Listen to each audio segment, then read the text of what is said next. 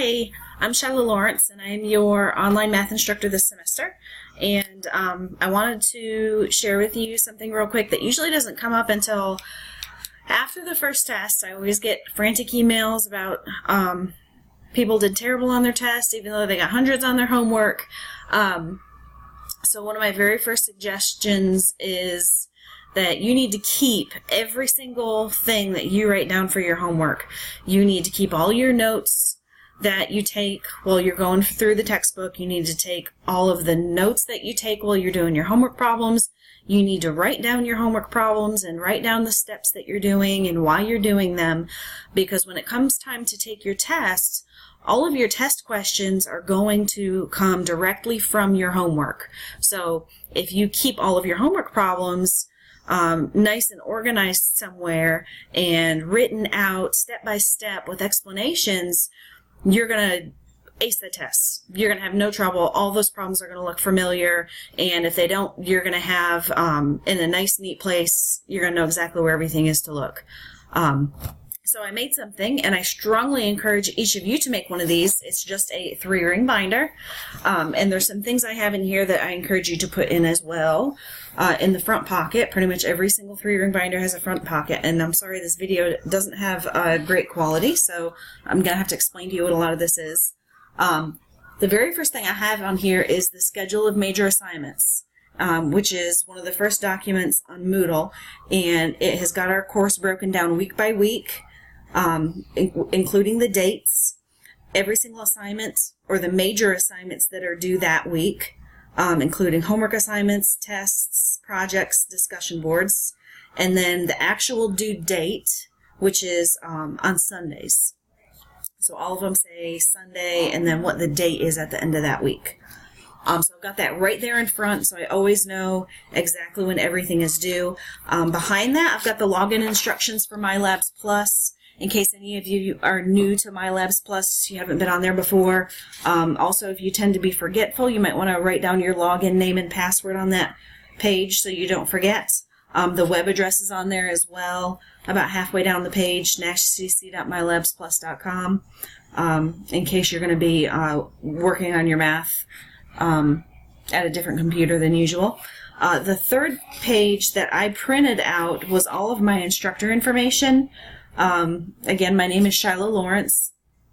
My email address is on there.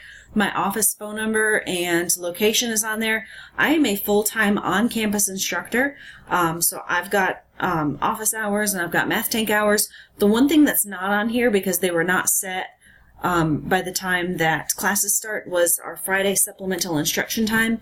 And if you want to add that to this sheet, it'll give you some extra hours that you could possibly come visit me if you want some help. It's on Fridays from 12 to 3. If you absolutely need to see me, you might want to shoot me an email ahead of time, because most of our meetings are on Fridays. So there will be some Fridays where I will be arriving late or leaving early for meetings. But Fridays, pretty much, generally Fridays 12 to 3, I will be in the math tank as well. Just sitting there waiting to help people. So, but I know a lot of the reasons that people take online classes is because they can't make it to campus at all because they live far away, or they can't make it during the day because they work during the day, or at night because as soon as they got out of work, they got to go home and take care of their family. So I also enjoy making videos, and I've got a few videos up on our Moodle page already. A lot of them are hidden to you right now because they're in later weeks. Right now you can only see week 1 and week 2, but here in the next day or two, I'll have our Moodle course opened up through week 8. So you'll be able to see what's going to be happening here for the next 6 weeks shortly. So those are the 3 pages I have in the front. I didn't print off the syllabus. The syllabus is like 7 pages long.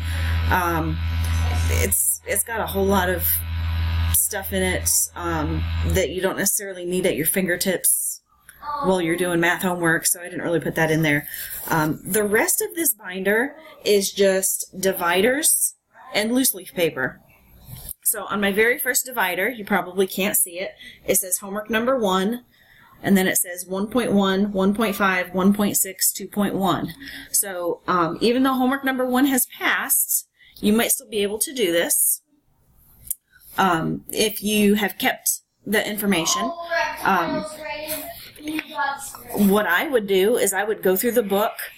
Reading textbooks are terrible for everybody, but I would at least write down the key words, the bold words from the book. There are going to be a lot of different things this semester that tell you to solve or to simplify or to find zeros or to find intercepts, to find factors, and it's always going to define it in there for you, what exactly those words mean.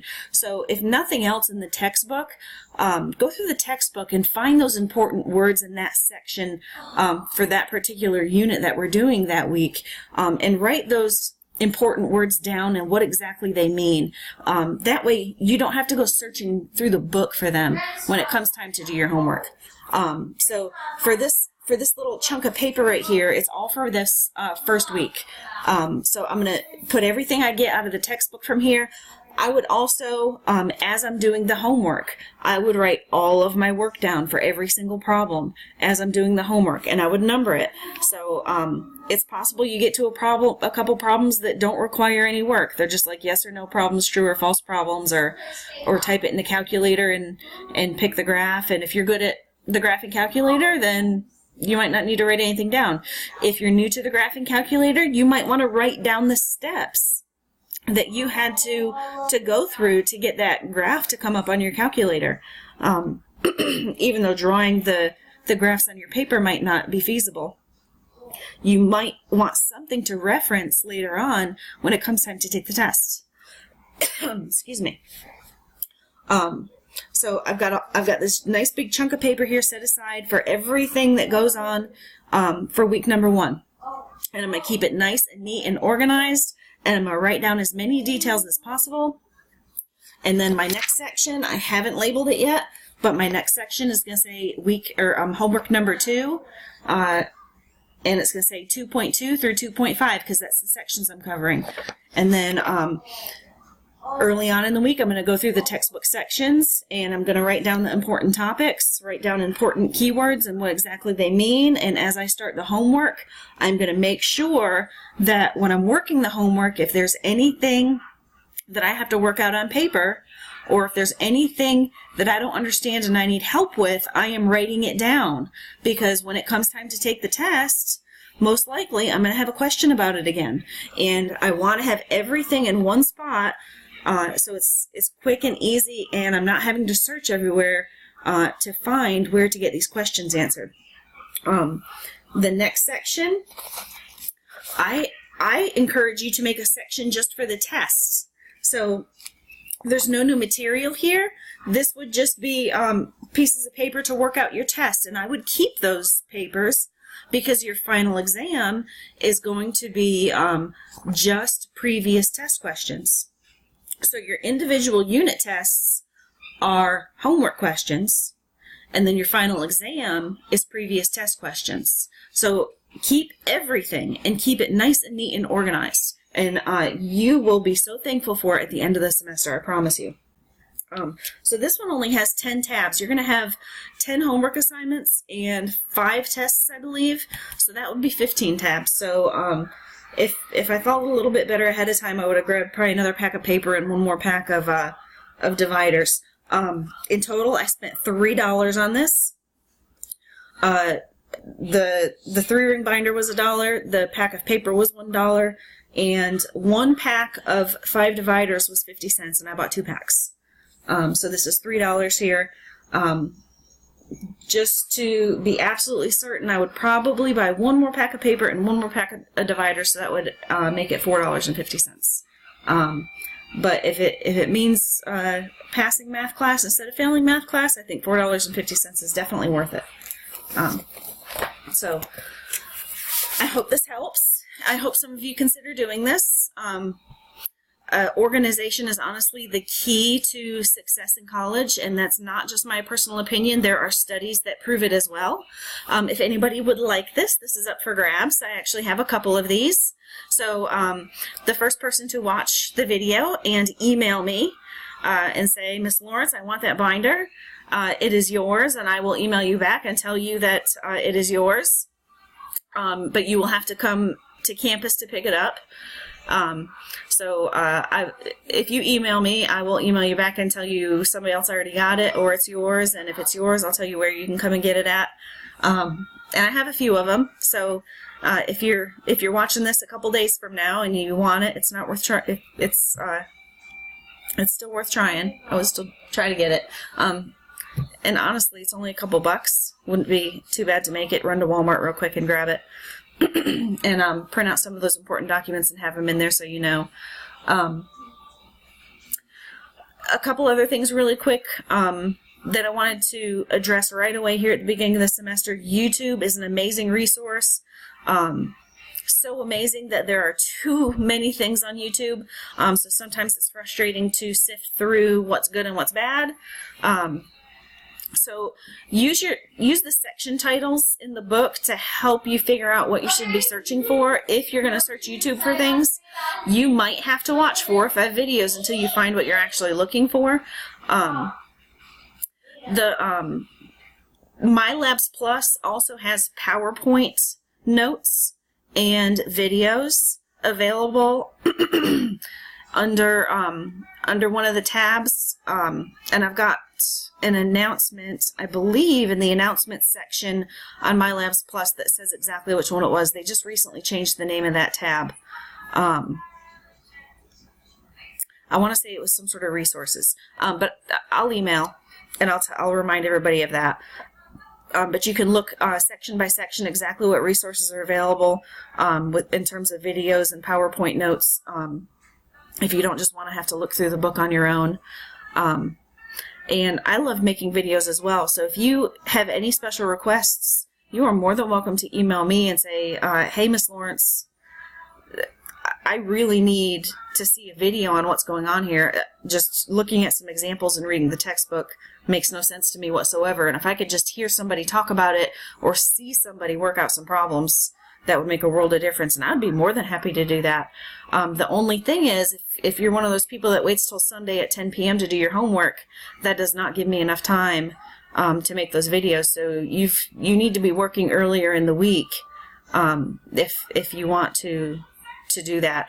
It might also help for me to make those videos test week. So if you knew you struggled during the homework weeks on certain concepts, I could get those videos posted for test week. Even if your request was on a Sunday night and it wasn't posted in time for the homework, it at least would help you come test time. Because your test category, if you saw in your syllabus, is worth 50% of your final grade, where your homework and your quizzes, we're not going to have any quizzes, but your homework category, I believe, is 20%. So you would still be able to get the extra resources and learn the material in time for the tests. So email me, call me, whatever you need to do. I'm here to help you guys. Typically, an online class, you're meant to just go along in the book and go along in the homework. It's not like an on-campus class where I hold meetings and teach you step by step how to do everything, but I will absolutely post whatever I can on the Moodle page, and I will take requests. And we've got tons of amazing tutors in the Math Tank that walk around and help everybody. On Fridays, there are extra tutors, and they could do a little bit more one-on-one with people if you're available on Fridays, and that's from 9 a.m. to 4 p.m. Monday through Thursday, they're open a little bit later, I believe till 8 p.m. if you're somebody who needs to come in a little bit later. And the Math Tank is on the first floor of the Science and Technology Building, room 7106. And again, my name is Shiloh Lawrence. It's nice to meet you all, and hopefully I get to meet most of you face-to-face at some point this semester. And good luck. Thanks.